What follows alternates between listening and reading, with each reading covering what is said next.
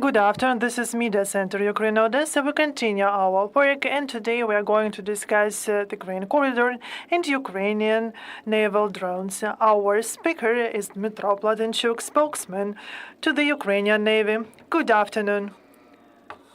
First, we would like to discuss with you our operation in the northern and western part of the Black Sea. What activities do you mean, the latest one? You mean the destroyed boat? Yes, when it comes about landing, it is usually about the territory of the enemy, and I think that that were rotation activities. I cannot share details. And when we speak about landing on the occupied territory, then this is more of rotation, and we can see in the footage that was more administrative approach when they landed with the property, with some equipment, and also with the manpower.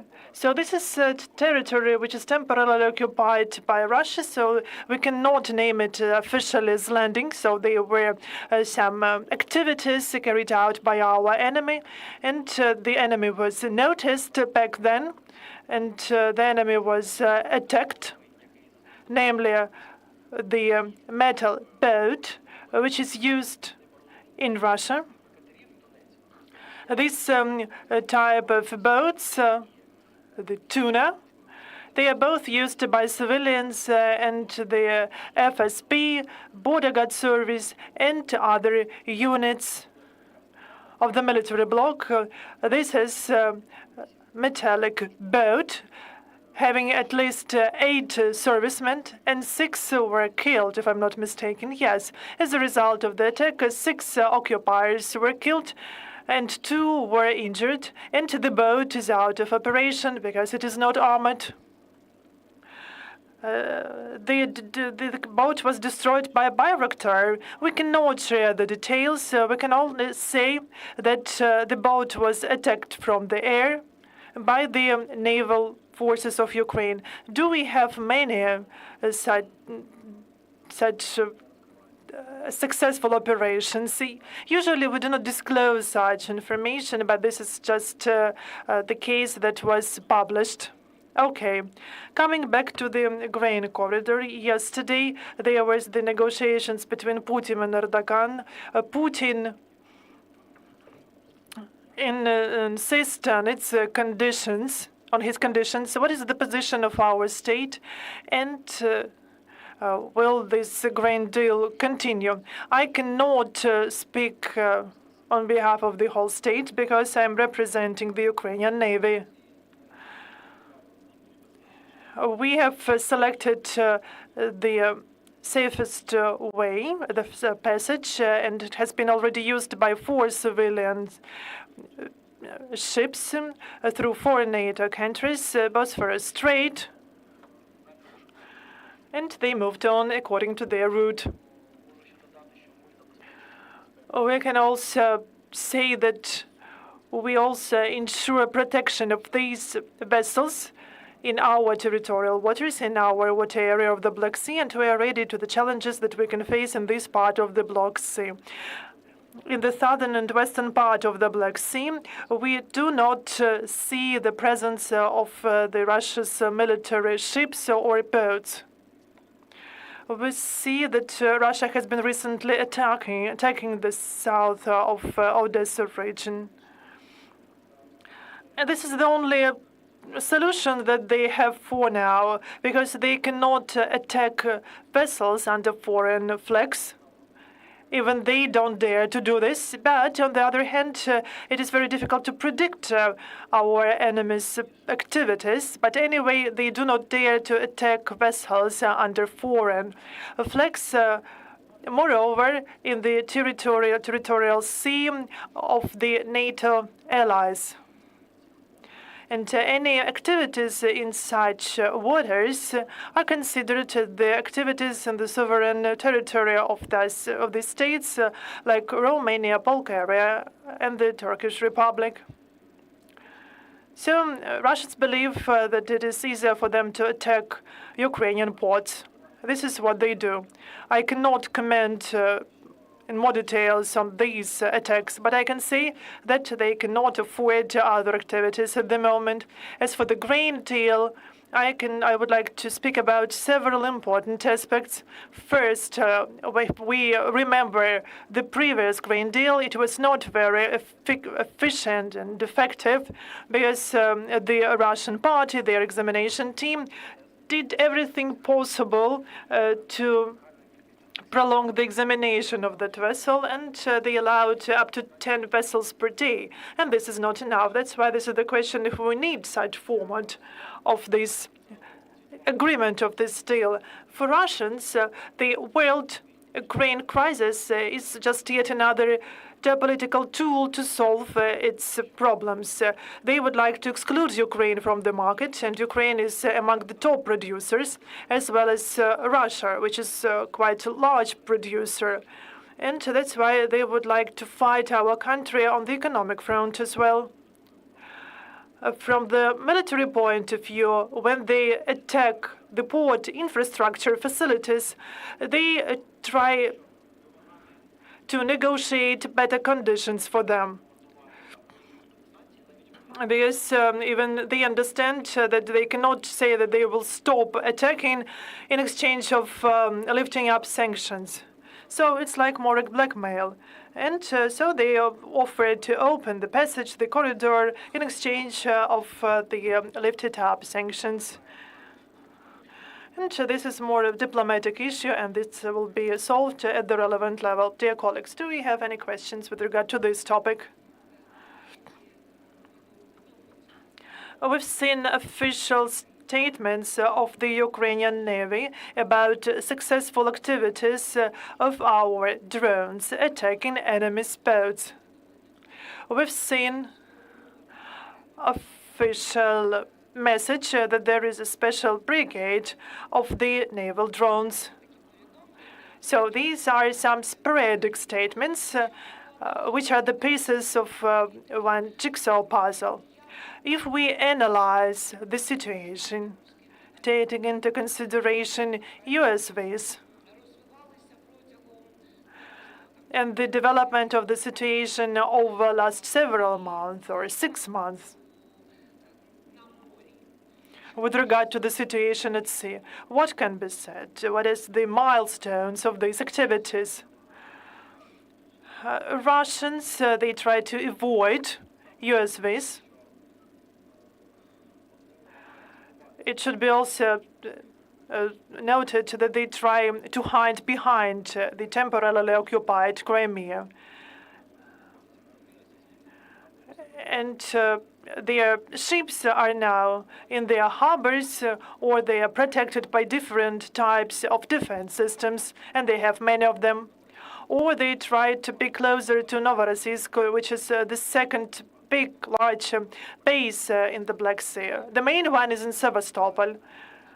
And there are not so many ships in that water area as it used to be, because they don't feel safe there. This is also related to the protection of the illegally constructed Kerch Bridge. They have increased the defense activities there. So we used to see from 1 to 3 servicemen of the state bodyguard service of their FSB. They are now at least 60 on both sides of that Kerch, so like 10 units, or like 5-6 boats simultaneously. Sometimes they involve military, like Pitlivy surveillance boat. They also stopped using large landing ships for transporting civilians, because big vessels like that is a target. They understand that, so we can see the change in their activities because of the threat they feel. One more question that we have. Do you have any precise information about the amount of ships in territorial waters, and what is the hot spots when it comes to concentration of the Russian army? Yes, of course, we have all details, but we cannot share them we can only say that we should not disregard our enemies, because the Black Sea Fleet is the most experienced among other four fleets of Russia. It's a negative experience, but experience is still there. So they have up to 50 units and several dozens of smaller boats, and also 20 units of the boats from the State Border Guard Service, and there are also supply boats, so-called shadow fleet, providing services, or the float of the Russian defense logistics, and they also supply to the Syrian group targets through Bosphorus Strait. Coming back to sea drones, can sea drones be used to get rid of the Russian fleet from the Black Sea, to make the Russian fleet to leave the Black Sea? So there are some specific tasks. But anyway, our future, the development of the Ukrainian Navy, taking into consideration that Ukraine is a maritime state, and we have two sea coasts connected to the world ocean. That's why we need to develop a powerful navy that should include large ships like frigates, ships, or corvettes. And they have specific tasks that they can perform, like air defense at sea, and also the situational awareness, surveillance. So these are the tasks that can be performed by specific ships and boats. So this is our way forward. Will it be a kind of a magic bullet? Only the time can show this, but we need to develop our navy anyway. We should also remember that when it comes to demining of the water area, this will be the task of demining ships. Yes, we have under-surface drones for demining, which is the part of the mentioned brigade of drones. And I can say that this drone brigade, it uses different types of drones, both USVs and underwater drones, both for demining and to attack. This is all I can say about this brigade at the moment. But this is our vector of development, as I have mentioned. But the drone, and I cannot share the details about manufacturing such drones. What is the price for one drone? Which is the value? I've read that it's 250,000. I cannot share these details with you. If you allow, I have one more question. If you can answer this.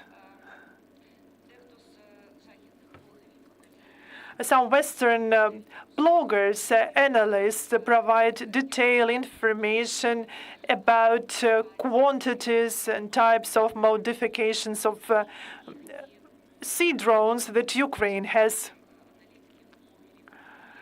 Do they correct in their estimations, or is there a part of fantasy? We cannot analyze all information in our media environment. It is physically impossible. But I can say that all operations in the water area of the Azov Sea and the Black Sea, in most cases, involve the Ukrainian Navy.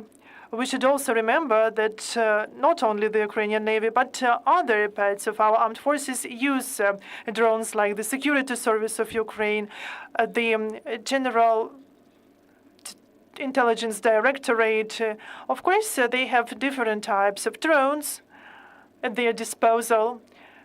And this is a wider question. It does not cover only the Ukrainian Navy. One more question that we have from the floor. Anatoly Kosin, Media Center, Ukraine, Odesa.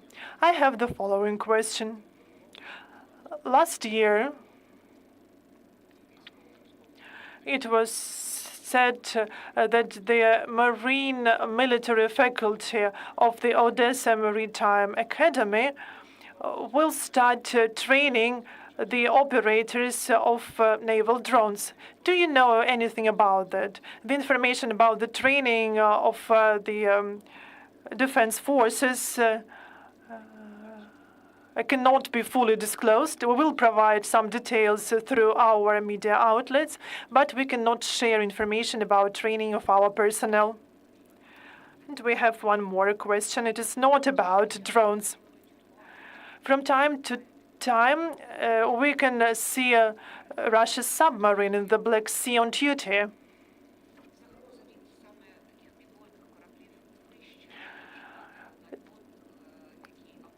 Is this threat bigger when it comes to submarine, comparing to surface ships or compared to the ships in Sevastopol harbor?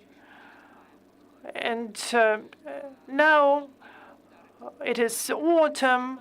We should anticipate the attacks on energy infrastructure facilities.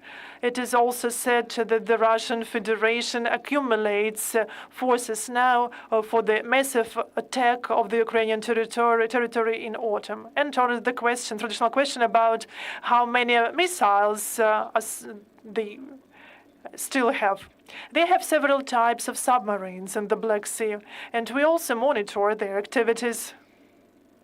There is no big difference when it comes to threat for submarines and surface ships. They cannot launch missiles from under the surface. We cannot see that this dramatically changes situation. As for a possible attack on the Ukrainian infrastructure facilities, we've already seen that before, and we were able to cope with this problem last year, and we are more prepared now. And also, civilians are more prepared. Last year, the population of Ukraine were able to solve household issues. People are more ready, more prepared now. They have the power banks, generators. Of course, we do not expect someone to solve our challenges and issues, but we will do everything possible to protect ourselves. As for missiles, you can see that the breaks between missile attacks are longer. This means that they are running out of missiles, and now the production capacity is not that high as it was before. And they talk about expanding their production, but we should remember that the Russian Federation cannot produce a large amount of spare parts for such missiles. Around 40 elements in every missile are of foreign production, because recently we've started the issue. 40 components are of foreign production. And recently, yet another smuggler was detained in Europe. The United States referred for extradition. So we work in this area as well. So Russians usually accumulate missiles and use them for massive attacks, but we can see the longer breaks between such attacks. As for the sea missiles, these are calibers. They're not ultrasonic, and we learned how to deal with them. Of course, we cannot provide 100% guarantee when it comes to shutting down, but we have become more efficient. After Russia stated they are going to leave the grain deal, we actually saw the attack on the Odesa region, and back then Volodymyr Zelensky addressed our Western allies to support Ukraine with air defense systems. Again, I cannot answer this question. You'll see this in the future. As for the presence of missile carriers in the Black Sea, are they there? They move from one base to another base. We have not seen them in the water area of the Black Sea recently, but it doesn't mean that the three ships that they have cannot just go out to the outer raid closer to the coastline and launch missiles. As far as I know, there are no missile carriers in the water area at the moment. And one more question about the grain deal. As far as I understand, we will continue work without Russia, despite their statements. So the work will continue, as far as I understand. If you mean the vessels that we have now in the region, we cannot call it a grain deal because we have selected a safe route, and the armed forces of Ukraine protect the passage of these vessels in our water area to the maximum extent possible. And we cannot connect this with the Green Deal. It's just another corridor. This is another way to get to the sea. Can we call it Corridor 2.0? Yes, we can name it like that. Do you have many refusals for the companies to send their vessels here? This is the issue of those who agree to this, because it is dangerous in the Black Sea, and also it's also dangerous because of mines, because the current in the Black Sea goes counterclockwise, and all these mines, Russian mines, circulate in the Black Sea, and we've seen them reaching Romania, Bulgaria, and it can also reach the Bosphorus Strait and to the Turkish territory. Though there is risks, there can be increased insurance fees, but it was very important to start. We have 4 out of 4 successful cases who dared to go to that area, and they face no problems. Do we have any other questions, some other questions from the floor? No question. Thank you very much, Dmytro, for being with us here. That was Dmytro Pletenchuk, spokesman to the Ukrainian Navy. We will continue our work at 1 p.m. We will discuss the support of agro sector in the Odesa region. Stay tuned. Thank you.